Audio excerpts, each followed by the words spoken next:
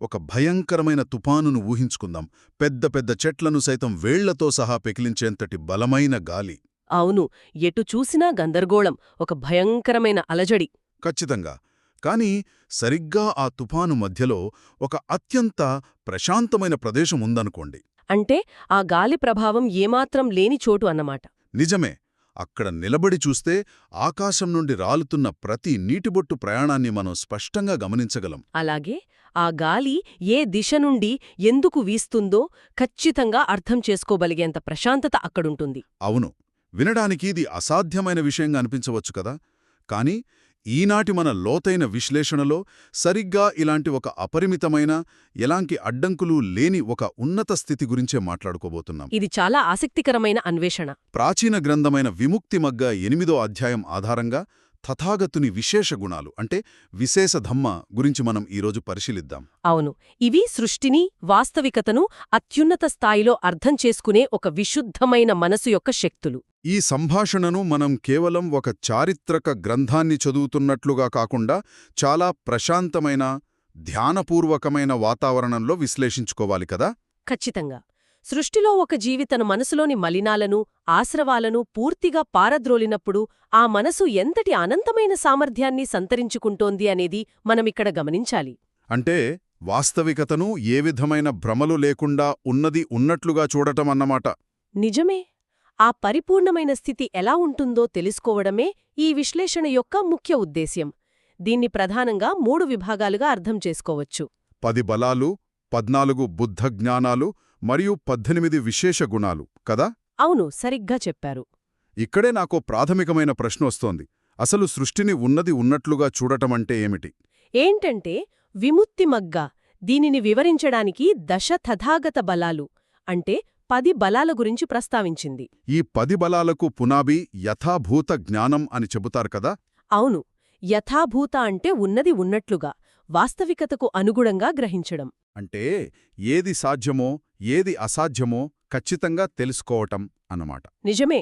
కాని ఈ బలాలు కేవలం తార్కికమైన జ్ఞానానికి మాత్రమే పరిమితమైనవి కావు. ఒక పరిపూర్ణమైన మనసు కర్మలను ఎలా వీక్షిస్తుందో మనం కాస్త లోతుగా చూడాలి. అంటే యథాభూత జ్ఞానమనేది ఒక వస్తువు భౌతిక రూపాన్ని చూడటం మాత్రమే కాదంటారా? ఖచ్చితంగా కాదు. సృష్టిలోని ప్రతి చర్య వెనుక ఉన్న కారణాన్ని, దాని ఫలితాన్ని సంపూర్ణంగా గ్రహించడం. ఈ దశ బలాలలో అత్యంత కీలకమైనది కర్మఫలాలను గ్రహించే బలం కదా. అవును, ఒక జీవి గతంలో చేసిన కర్మ, వర్తమానంలో చేస్తున్న కర్మ మరియు భవిష్యత్తులో చేయబోయే కర్మ. అంటే ఈ మూడింటినీ ఒకేసారి చూడగలగడం. అవును, వాటి మూల కారణాలతో సహా. తథాగతుని మనసు ఒక స్వచ్ఛమైన అద్దంలా ప్రతిబింబిస్తుంది. నేను విముక్తిమగ్గ మూలలోని ఫుట్నోట్ 542ను గమనించాను. అందులో అనేక శీల, నానాశీల అని వర్ణించారు. చాలా ముఖ్యమైన పదమది. ప్రపంచంలోని వివిధ ధాతువులు మరియు లక్షణాలను ఆయన ఖచ్చితంగా గ్రహిస్తాడు అని దాని అర్థం. అంటే ప్రాణుల యొక్క విభిన్న స్వభావాలు, వారి అంతర్గత ప్రవృత్తులు ఆయనకు పారదర్శకంగా కనిపిస్తాయా? ఖచ్చితంగా. అంతేకాకుండా ధ్యాన స్థితులలో కరిగే మలినాలను, ఆటంకాలను మరియు ఆ ధ్యానపు పరిశుద్ధతను కూడా ఆయన యథాభూతంగా తెలుసుకుంటాడు. అలాగే ఆశ్రవాల క్షయాన్ని గ్రహించటం కూడా ఇందులో భాగమే కదా. అవును, మనసులోని మలినాలు పూర్తిగా నశించిపోవడాన్ని స్పష్టంగా చూడటం. కాని ఇక్కడే ఒక సహజమైన సందేహం కలుగుతుంది. ఈ విశ్వంలో అనంతమైన జీవులు ఉన్నారు కదా. నిజమే, లెక్కలేనన్ని ప్రాణులు. మరి వారి గత, వర్తమాన, భవిష్యత్ కర్మల సమాచారాన్ని, వారి మనసులోని వివిధ ధాతువులను ఒకేసారి తెలుసుకోవడమంటే ఆ మనసు అపారమైన సమాచారంతో మునిగిపోదా? అంటే భారం అవుతుందేమో అని కదా. అవును, ఒక సాధారణ మనిషికి ఒకేసారి 10 సమస్యలు వస్తేనే మనసు గందరగోళానికి గురవుతుంది. మరి ఇన్ని కోట్ల జీవుల సమాచారం ఉన్నప్పుడు ఆ మనసు ప్రశాంతంగా ఎలా ఉంటుంది? ఇది చాలా లోతైన ప్రశ్న. అసలు సమాచారం వల్ల మనసు ఎప్పుడు గందరగోళానికి గురవుతుందో ఒకసారి ప్రత్యవేక్షణ చేసుకుందాం. అంటే ఆ సమాచారంతో మనకు నేను, నాది అనే అహంకారపు ముడి ఉన్నప్పుడు కదా. ఖచ్చితంగా. మనం ప్రతిదాన్ని మన ఇష్టాలు, అయిష్టాలు అనే ఫిల్టర్ ద్వారా చూస్తాము. అందువల్లే అక్కడ ఘర్షణ పుడుతుంది. కాది తథాగతుని మనసులో ఆశ్రవాల సంపూర్ణ క్షయం జరిగిపోయింది కదా. అవును, ఆకర్షణ, ద్వేషం, అజ్ఞానం అనేవి సమూలంగా నశించాయి. అంటే అక్కడ ఎలాంటి ఘర్షణ ఉండదన్నమాట. నిజమే. ఎలాంటి ఘర్షణ లేనప్పుడు ఆ జ్ఞానం ఎంత అనంతమైనదైనా సరే అది మనసును భారంగా మార్చదు. దీన్ని అర్థం చేసుకోవడానికి ఒక అద్భుతమైన ఉపమానం చెప్పుకోవచ్చు. చెప్పండి. ఒక విశాలమైన ఆకాశంలో ఎన్ని పక్షులు ఎగిరినా ఆకాశానికి ఎలాగైతే భారం అనిపించదో, ఖచ్చితంగా ఆ యథాభూత జ్ఞానం కూడా అంత నిర్మలంగా, అలజడి లేకుండా ఉంటుంది. ఆ ఆకాశం ఉపమానం దీన్ని చాలా స్పష్టంగా వివరిస్తోంది. ఇక్కడ మరొక కోణాన్ని కూడా మనం పరిశీలించాలి. ఏంటది? ఈ 10 బలాలు కేవలం ఒక ఉత్కృష్టమైన పరిశీలనా శక్తి మాత్రమేనా, లేక దీనికొక ఆచరణాత్మకమైన ప్రయోజనముందా అని? ఖచ్చితంగా ప్రయోజనముంది. దీన్ని ఎలా అర్థం చేసుకోవచ్చంటే, దీనిక్కూడా నాకొక ఉపమానం గుర్తొస్తోంది.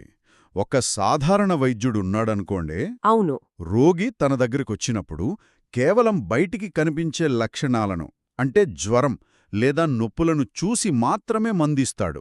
అంటే వ్యాధి మూలాల్లోకి వెళ్లకుండా పైపైన చికిత్స చేయడం. ఖచ్చితంగా. కాని ఒక పండితుడైన వైద్యుడలా చేయుడు కదా. అవును, అతడు రోగి నాడి పట్టుకుని శరీర అంతర్గత తత్వాన్ని తెలుసుకుంటాడు. ఆ వ్యాధి మూలకారణాన్ని స్పష్టంగా గ్రహించి ఆ రోగి స్వభావానికి ఏ ఔషధమైతే ఖచ్చితంగా సరిపోతుందో దానినే నిర్ణయిస్తాడు కదా. సరిగ్గా చెప్పారు.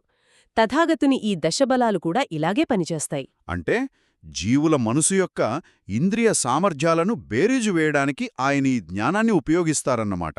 100% ఆ జ్ఞానం కేవలం తెలుసుకోవడం కోసమే కాదు, ఒక జీవిని సరైన మార్గంలో నడిపించడానికి, వారి బాధను పోగొట్టడానికి ఈ బలాలు అత్యవసరం. ఎందుకంటే ప్రతి జీవికి ఒక ప్రత్యేకమైన మానసిక ప్రవృత్తి ఉంటుంది కదా. అవును, ఒకరికి పనికొచ్చే ఔషధం మరొకరికి పనికిరాకపోవచ్చు. దశబలాల ద్వారా ఒక జీవి యొక్క ఇంద్రియాలు ఎంత పక్వానికొచ్చాయి, వారి మనసు ఏ మార్గంలో వెళితే విముక్తి పొందుతుంది అనేది ఖచ్చితంగా తెలుస్తుందన్నమాట. నిజమే. ఆ పండితుడైన వైద్యుడిలాగే జీవుల అజ్ఞానపు మూలాలను ఛేదించడానికి తగిన విధంగా మార్గదర్శకత్వం చేస్తారు. అంటే సత్యాన్ని గ్రహించడం ద్వారా కలిగే జ్ఞానం సహజంగానే అపారమైన కరుణగా మారుతుంది. ఖచ్చితంగా. మనం ఈ విశ్లేషణలో తదుపరి అడుగు వేయాల్సిన స్థానం ఇదే. అవును, 10 బలాల ద్వారా సృష్టి స్వభావాన్ని పరిపూర్ణంగా అర్థం చేసుకున్న తర్వాత ఆ జ్ఞానం విశేషమైన శక్తులుగా మరియు మహాకరుణగా ఎలా మారుతుందో 14 బుద్ధ జ్ఞానాలు దాని గురించే వివరిస్తాయి. ఈ 14 జ్ఞానాలలో ముఖ్యంగా 4 ఆర్యసత్యాల పట్ల పరిపూర్ణమైన ఎరుక ఉంటుంది కదా. అవును, అలాగే 4 ప్రతి సంవిధలు కూడా ఉంటాయి. కానీ నన్ను అత్యంత ఆశ్చర్యానికి గురిచేసిన విషయమేంటంటే జీవుల అనుషయాలను తెలుసుకునే విశేష జ్ఞానం. అనుషయాలు అంటే సుప్త చేతనావస్థలో దాగి ఉన్న వంపులు. ఇది చాలా సూక్ష్మమైన ప్రక్రియ. అంటే పైకి ఎంత ప్రశాంతంగా ధ్యానంలో లీనమైనట్లు కనిపించే మనసులోనైనా లోతుల్లో ఏముందో గ్రహించే జ్ఞానం కదా ఇది. ఖచ్చితంగా. సముద్రం పైభాగం ఎంత ప్రశాంతంగా ఉన్నా అట్టడుగున బలమైన ప్రవాహాలు ఉంటాయి కదా. అవును, బయటికి కనిపించవు, కాని లోపల చాలా ఉధృతంగా ఉంటాయి. అలాగే జీవుల మనసుల లోతుల్లో గత కర్మల తాలూకు వంపులు దాగి ఉంటాయి. ఒక జీవికి ఏ సమస్య లేనప్పుడు వారి మనసు పరిశుద్ధంగానే అనిపిస్తోంది. కాని పరిస్థితులు మారినప్పుడు ఆ అనుశయాలు ఒక్కసారిగా బయటపడతాయి. నిజమే. ఆ చీకటి కోణాలను సైతం ప్రకాశింపజేసేదే ఈ జ్ఞానం. అంటే ఆ ప్రాణికి భవిష్యత్తులో ఏ ఆటంకం కలగవచ్చో ముందే తెలుసుకుని దారి చూపించడం. అవును, దీనితో పాటు ఈ 14 జ్ఞానాలలో జంట అద్భుతాలు అనబడే యమక పాటిహీరీయ జ్ఞానం కూడా ఉంది. అలాగే మహాకరుణా సమాపత్తి కూడా అత్యంత విశేషమైనది కదా. అవును, ఇవన్నీ చివరగా సర్వజ్ఞత్వానికి, అంటే ఎలాంటి అడ్డంకులు లేని అనావరణ జ్ఞానానికి దారితీస్తాయి. ఇక్కడ నాకు ఆలోచన వస్తోంది. చెప్పండి. తథాగతుడు సృష్టిలోని అనుషయాలను, అనగా జీవుల మనస్సులోని చీకటి వంపులను, వారి అంతులేని బాధను సంపూర్ణంగా చూస్తాడు కదా. అవును, ఎలాంటి పొరలు లేకుండా స్పష్టంగా చూస్తాడు. ఒక సాధారణ మనిషి ఇతరుల బాధను చూసినప్పుడు తీవ్రమైన నిరాశకు గురవుతాడు. ప్రపంచమంతా ఇంత దుఃఖంతో నిండి ఉంది అని కుంగిపోతాడు. నిజమే. మరి అడ్డంకులు లేని జ్ఞానంతో అంతటి దుఃఖాన్ని చూసినప్పుడు ఆ మనసు నిరాశకు గురికాకుండా మహాకరుణగా ఎలా పరిణమిస్తుంది? మీరు అడిగిన ఈ ప్రశ్న ఈ విశేష గుణాల గుండెకాయలాంటిది. అంటే బాధను చూసి బాధపడటమనేది సహజం కదా. సాధారణ మనస్సుకు అది సహజం. బాధను చూసినప్పుడు దానికి ప్రతిస్పందనగా తనలో ఒక ఆందోళనను, భయాన్ని సృష్టించుకుంటుంది. కాని తథాగతుని యథాభూత జ్ఞానం అలా కాదుగదా. ఖచ్చితంగా కాదు. ఆయన ఆ బాధను చూస్తాడు, దానికి కారణమైన అజ్ఞానాన్ని చూస్తాడు, మరియు ఆ బాధ నుండి బయటపడే మార్గాన్ని కూడా చూస్తాడు. దీన్ని అర్థం చేసుకోవడానికి ఒక చిన్న ఉపమానం. ఒక తల్లి తన బిడ్డ చీకటికి భయపడి ఏడుస్తున్నప్పుడు అవును, ఆ తల్లి కూడా బిడ్డతో కలిసి ఏడవదు కదా. ఖచ్చితంగా ఏడవదు. ఎందుకంటే ఆ చీకట్లో ఏమీ లేదని, భయపడాల్సిన అవసరం లేదని ఆమెకు స్పష్టంగా తెలుసు. నిజమే. బిడ్డ పట్ల ఆమెకుండేది నిరాశ కాదు, అపారమైన కరుణ మాత్రమే. తథాగతుని మహాకరుణా సమాపత్తి కూడా సరిగ్గా ఇలాంటిదే అనమాట. అవును, సర్వజ్ఞత్వం అనగానే సమాచారపు హోరు అని మనమనుకుంటాం, కాని అదలా కాదు. మరి దాన్ని ఎలా అర్థం చేసుకోవాలి? అదొక అగాధమైన నది లాంటిది.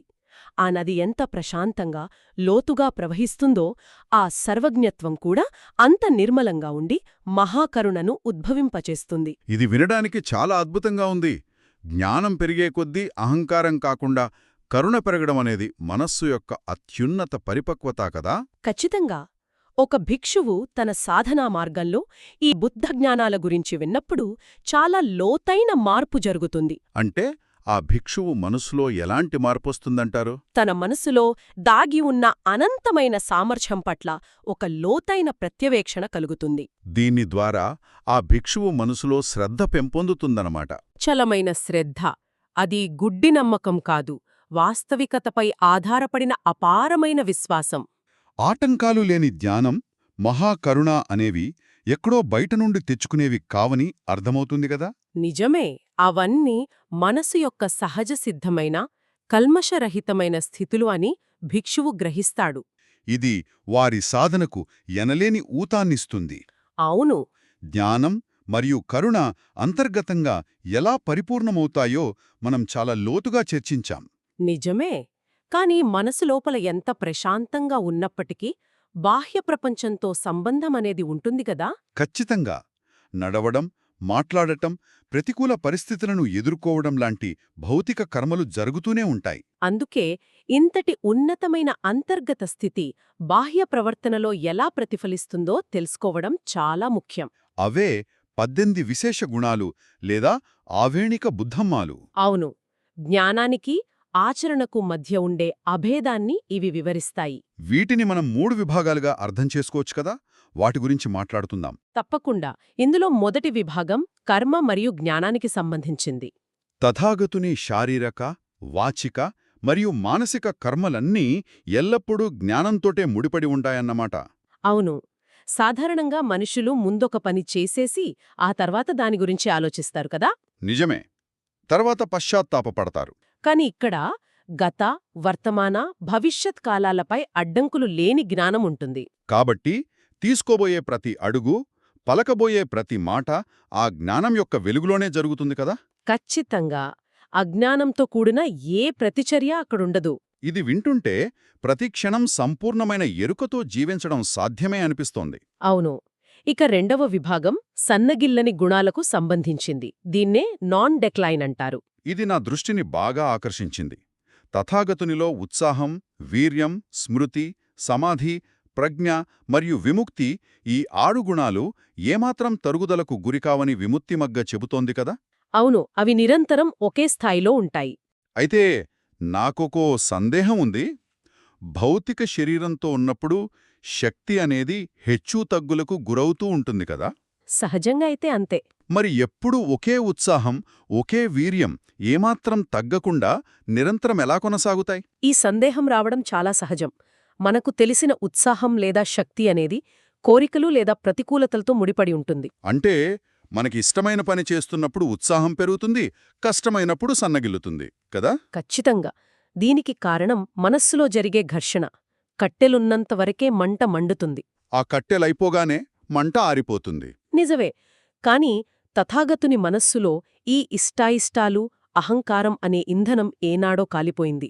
అక్కడ ఘర్షణ లేదు. అంటే ఏ ఆటంకమూ లేని శూన్యంలో ఒక కాంతికిరణం ప్రయాణించినట్లుగా కదా?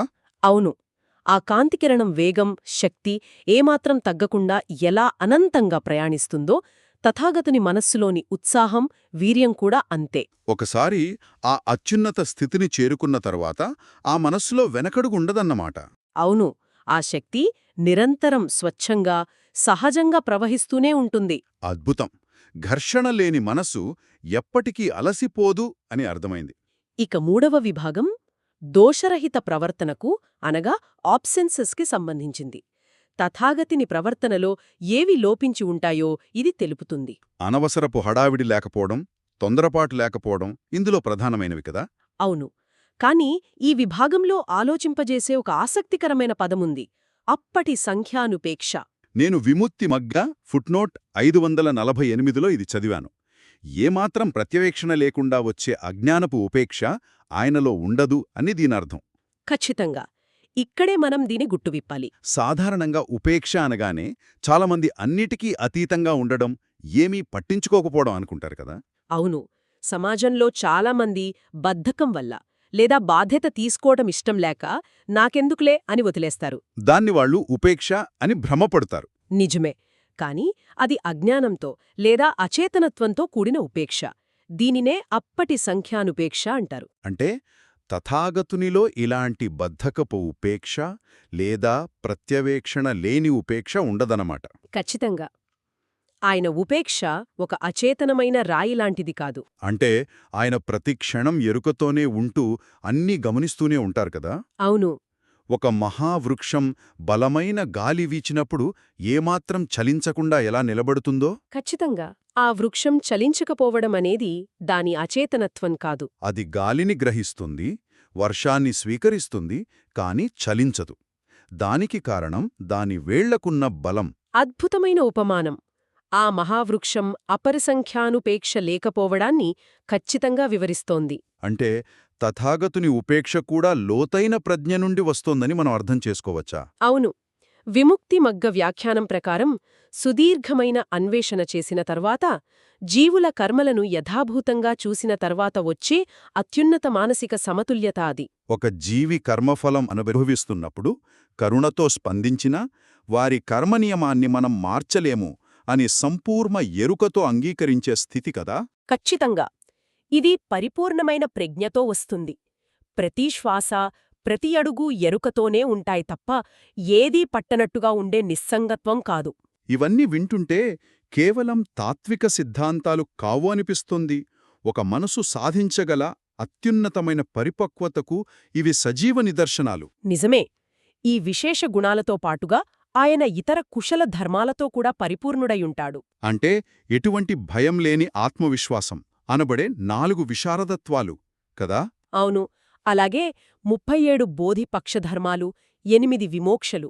ఇవన్నీ ఒక అద్భుతమైన సమన్వయాన్ని సృష్టిస్తాయి. అయితే ఇదంతా విన్న తర్వాత మనకు కలగాల్సిన ఒక ముఖ్యమైన ప్రత్యవేక్షణ ఏమిటంటే, చెప్పండి. ఒక సాధకుడు వీటిని కేవలం ఒక ఉన్నతమైన వ్యక్తిని కీర్తించడానికి మాత్రమే వాడుకోవాలా? అంటే దీని ఆచరణాత్మకమైన అన్వయమేమిటి అని కదా మీ ఉద్దేశ్యం? అవును. ఒక భిక్షువు తన దైనందిన సాధనకు ఈ జ్ఞానాన్ని ఎలా అన్వయించుకోవాలి? ఈ విశ్లేషణ కేవలం కీర్తించడం కోసం మాత్రమే కాదు. ఒక భిక్షువు సాధన చేస్తున్నప్పుడు తరచుగా తన మనసులో ఆందోళన, తొందరపాటు కలుగుతూ ఉంటాయి. బద్ధకంతో కూడిన ఉపేక్ష కూడా కలగవచ్చు కదా. అవును. అప్పుడు ఆ భిక్షువు వెంటనే తథాగతుని ఈ 18 ఆవేణిక ధర్మాలను స్మరించుకుంటాడు. ఆ లక్షణాలు ఒక పటంలాగా పనిచేస్తాయి. పటంలాగానా? అంటే ఒక మ్యాప్ లాగా దారి చూపుతాయన్నమాట. ఖచ్చితంగా. నా మనసు ఈ అజ్ఞానపు స్థితిలో ఎందుకు చిక్కుంది, పరిపూర్ణమైన మనసు ఎలా ఉంటుంది అని ప్రత్యవేక్షణ చేసుకుంటాడు. ఈ విశేష గుణాలను ఆదర్శంగా తీసుకుని తనలోని అడ్డంకులను తొలగించుకుంటాడు కదా. నిజమే. ప్రతి జీవి యొక్క మనసు అజ్ఞానపు పొరలను తొలగించుకుంటే ఏ స్థాయి విశుద్ధికి చేరుకోగలదో తెలుసుకునే మార్గదర్శి ఇది. ఇది అత్యంత కీలకమైన అన్వయం. 10 బలాలు, 14 జ్ఞానాలు, 18 విశేష గుణాలు ఇవన్నీ ఎవరికో పరిమితమైన ఒక అద్భుత శక్తి అని మనం వదిలేయకూడదు. అవును. ఒక అపరిమితమైన, పరిశుద్ధమైన మనసు యొక్క సహజ లక్షణాలుగా వీటిని చూడాలి. వాస్తవికతలో యథాభూతంగా గ్రహించడం దగ్గర మొదలై ఆ జ్ఞానం మహాకరుణగా మారి దోషరహితమైన ప్రవర్తనగా, అజ్ఞానం లేని ఉపేక్షతో సమన్వయం చెందే ఈ ప్రయాణం మనస్సు యొక్క అత్యున్నత వికాసానికి దర్పణం. ఈ విశేష ధర్మాలను వినడం ద్వారా ప్రతి క్షణం జరిగే కర్మలను జ్ఞానంతో ఎలా నడిపించాలో స్పష్టమవుతోంది గదా. ఖచ్చితంగా. ఈ సమన్వయమే ఒక సాధకుడిలో అచంచలమైన శ్రద్ధకు దారితీస్తుంది. విముక్తి మగ్గ ఉద్దేశం కూడా సరిగ్గా ఇదే. జ్ఞానాన్ని ఆచరణలో పెట్టడం. ఏ దశ బలాలైతే సృష్టిని ఉన్నది ఉన్నట్లుగా చూపుతాయో అవే బలాలు సాధకుడికి తన మనస్సును లోతుగా చూసుకునే శక్తినిస్తాయి. అవును, ఆ సర్వజ్ఞత్వం, ఆ అడ్డంకులు లేని జ్ఞానం అనేవి కేవలం చరిత్రలో నిలిచిపోయినవి కావు. అవి ఎప్పుడూ వర్తమానంలో మనస్సు చేరుకోగల పరిపూర్ణతకు సాక్ష్యంగా ఉంటాయి. ఈ లోతైన విశ్లేషణను ముగించే ముందు విన్నదానిని మరింత లోతుగా జీర్ణించుకోవడానికి ఒక ఆలోచనను మనతో పాటు తీసుకువెళ్దాం. తప్పకుండా. తథాగతునికి గత, భవిష్యత్, వర్తమాన కాలాలపై అడ్డంకులు లేని జ్ఞానముంది అని మనం చర్చించాం కదా. అవును. అంటే ప్రతి కర్మ యొక్క మూలకారణం, దాని ఖచ్చితమైన ఫలితం ఒక పారదర్శకమైన నదిలా కనిపిస్తోంది. నిజమే. ఒక్కసారి ఊహించండి, మనం తీసుకోబోయే తదుపరి నిర్ణయం, పలకబోయే తదుపరి మాట లేదా చేయబోయే తదుపరి కర్మ యొక్క ఖచ్చితమైన ఫలితం మనక్కూడా అంత పారదర్శకంగా కనిపిస్తే. అంటే ఆ కర్మలన్నీ మనకు ముందే అంత స్పష్టంగా అర్థమైతే. ఖచ్చితంగా. అప్పుడు మనం చేసే ఆ నిర్ణయాలు ఎంత బాధ్యతాయుతంగా ఉంటాయో కదా. అది చాలా లోతైన ఆలోచన. మనలోని ఇష్టాయిష్టాలు తొలగిపోయి మన చర్యలు ఎంతటి అనంతమైన కరుణతో, ఎంతటి పరిపూర్ణమైన ఎరుకతో కూడుకొని ఉంటాయో ఒక్కసారి ప్రశాంతంగా కూర్చుని ప్రత్యవేక్షణ చేసుకుందాం. ఆ ఉన్నతమైన స్థితిని, ఆ ప్రశాంతతను అర్థం చేసుకోవడమే ఈనాటి మన అన్వేషణ పరమార్థం. మరొక ఆసక్తికరమైన అంశంతో మళ్ళీ కలుద్దాం.